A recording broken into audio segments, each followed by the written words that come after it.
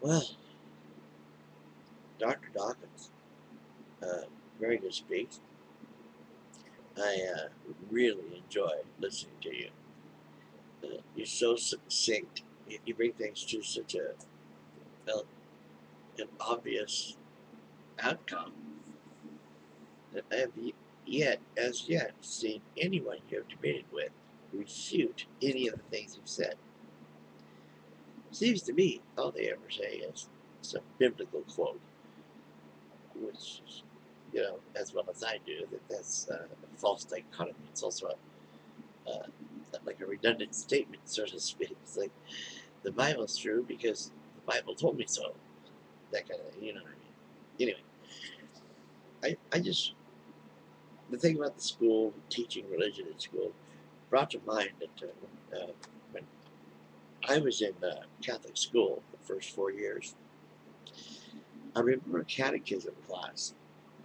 I remember learning at the very beginning that Jesus was the Son of God, and omnipotent, all-knowing, knows everything. I better not control it. He sees me. He'll send me to hell. Guilt feelings, scared to death. My first 4 years of school, didn't know how to act. Then it comes along, and they start telling us the story about Jesus, who comes upon some friends of his who's having a wedding for his daughter, and a gentleman in the village, I guess, that he chose for her. She's probably 13, 14. Of course, we know this. But Jesus comes along, and the guy gets all whiny and baby crying and said, you're, you're, you're the Messiah.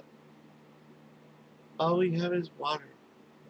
Can you not, I mean, if you are the Messiah, can you not turn water to wine to increase our merriment and our happiness in this time of joy? Jesus, supposedly being the Son of a God,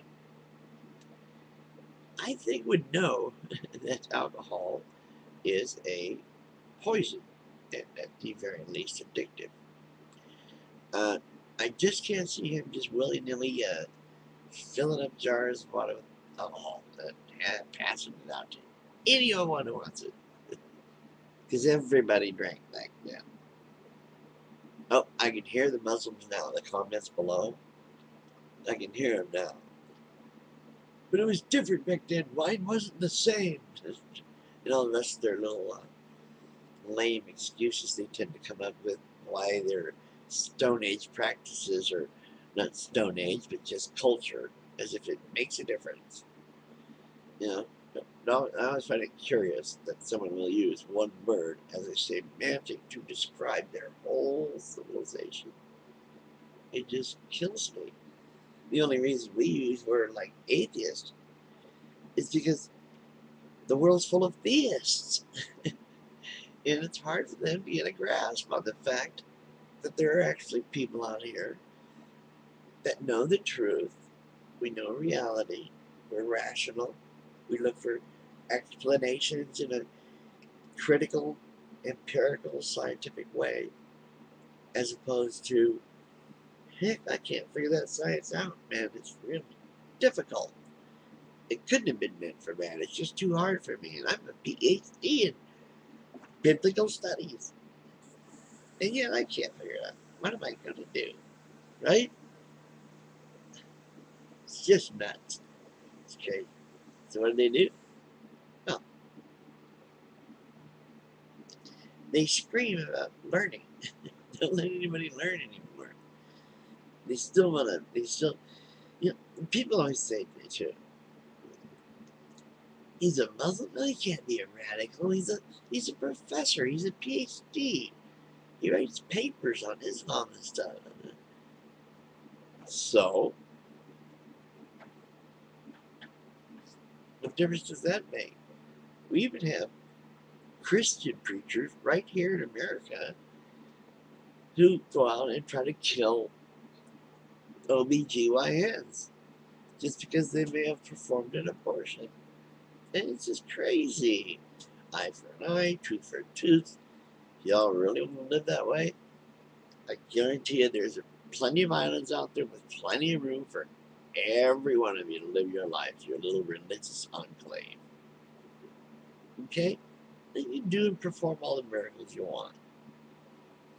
Meanwhile, Dr. Dawkins, great video, great interview. The guy's some kind of nut. You don't know what he's talking about. And thanks for staying so calm. I'm not sure I could have stayed so calm. And having understanding that there's a life besides ours in the universe, I don't find difficult at all. I don't understand why people think that's baddie, and at the same time, by the same token, they'll tell you how much they believe in a superhero and his son. It's just, you're right. It's just plain silly. So it's hard for me to put too eloquently. I want to get the point across to more the layman type, the type like me that just we just talk.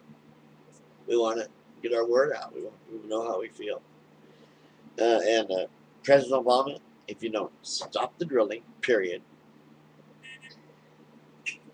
Stop, don't ask, don't tell, period.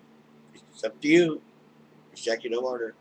And if you don't stop and make marijuana decriminalized in the United States, so the DEA isn't raiding legitimate grow places, okay? Because that's what they wait for. These guys got these operations going, and then they bust them in hopes that they don't have a card. And that's harassment. It's got to be stopped, and you can stop it. Those three simple things will almost get you elected. It will break the camel's back. That will get you totally elected, like right today, tomorrow, and here. Take the federal government's nose out of marriage, period.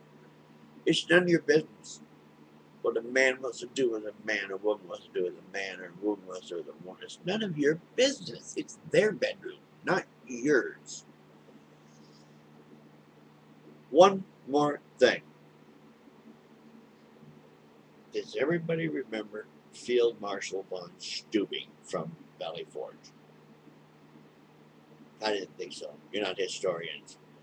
Well, this man came from Prussia, kicked out of the Prussian army, brought all his finery with him, his swords and everything, and a few soldiers that he could muster.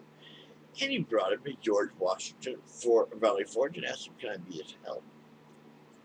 Washington looks at him and says, "Who's this peacock?" So where? Prussia?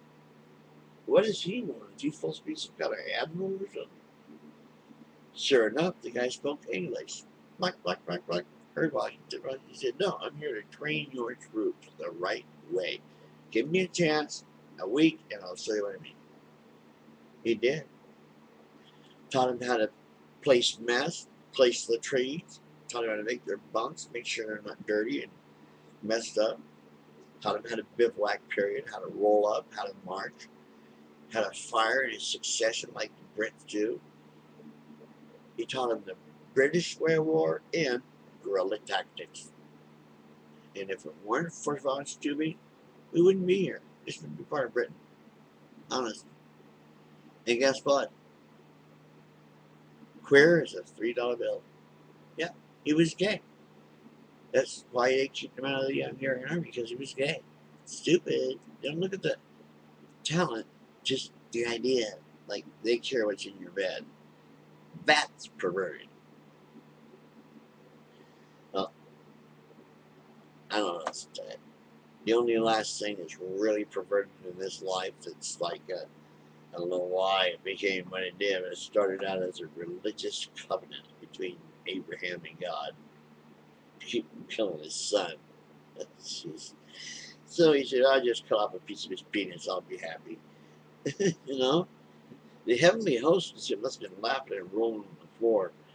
So, "God, are you kidding? You're not really going to do that, are you?" He goes, "Oh, yeah, well, no, what the hell?" So he says, "Hey, Jews," he tells the angels in the room, "What's this? Jews, I want you to cut off a piece of your penis and throw it away. And the rabbi comes, and I want him to